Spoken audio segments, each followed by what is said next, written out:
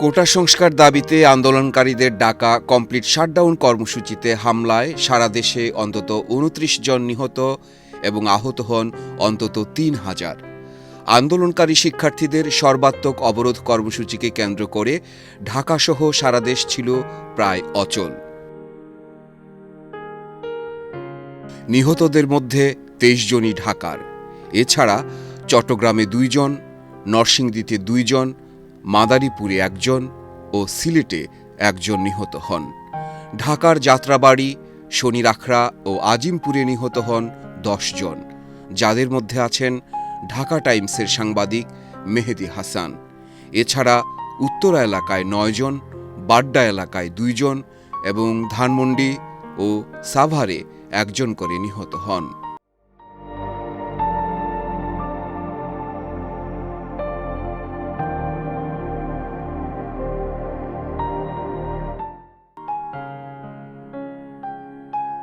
রাজধানী ছাড়াও দেশের ৪৭টি জেলায় দিনভর বিক্ষোভ, অবরোধ, পাল্টাপাল্টি ধাওয়া, পুলিশের হামলা, গুলি ও সংঘাতের ঘটনা ঘটে। কোথাও কোথাও আন্দোলনকারীদের সঙ্গে আইনশৃঙ্খলা রক্ষাকারী বাহিনীর সদস্যদের, আবার কোথাও সরকার সমর্থক বিভিন্ন সংগঠনের নেতাকর্মীদের সংঘর্ষ হয়। এসব ঘটনায় আহত হয়েছেন অন্তত ১,৫০০।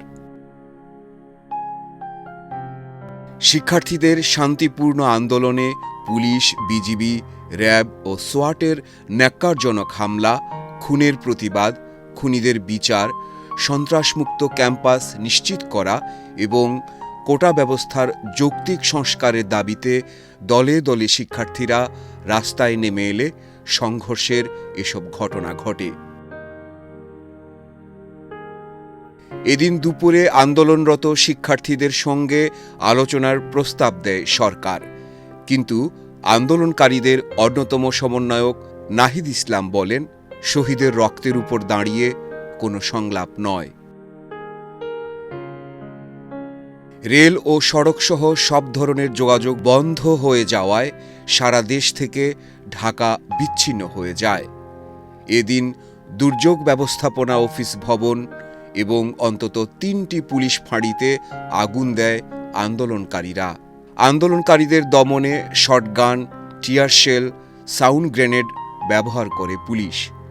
সার্বিক পরিস্থিতিতে ঢাকা ছিল যেন এক রণক্ষেত্র।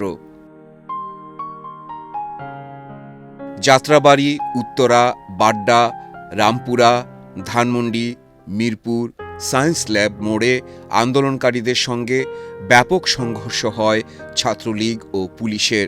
কমপ্লিট শাটডাউন কর্মসূচি চলাকালে বৃহস্পতিবার দুপুরে ঢাকার হাতিরঝিলের রামপুরা অংশে একটি মোটরসাইকেল জ্বালিয়ে দেওয়া হয়। সার্বিক পরিস্থিতির অবনতিতে সারা দেশে বিজিবি মোতায়েন করা হয়।